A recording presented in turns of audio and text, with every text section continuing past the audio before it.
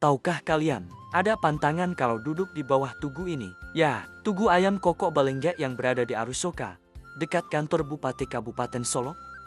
Tugu ini didirikan pada masa jabatan Bupati Gamawan Fauzi. Beliau ingin mencari apa ya? Potensi yang perlu dikembangkan dan menjadi ciri khas Kabupaten Solo. Maka ada ide mengembangkan dan melestarikan ayam kokok Balenggek. Ayam kukuak Balenggek adalah ayam lokal di Sumatera Barat yang berasal dari Kecamatan Payung Sakaki dan Tigulurah. Asal muasal ayam ini ceritanya dahulu ada 3 peliharaan kerajaan Pagaruyung, ayam Kinantan, kuda Gumarang dan kerbau Sibinuang. Lalu ayam Kinantan dikawinkan dengan ayam lokal maka dihasilkanlah ayam kukuak Balenggek. Jadi apa pantangan duduk di bawah tugu ini? Ya jangan duduk di bawah pantatnya, karena nanti ditaikin.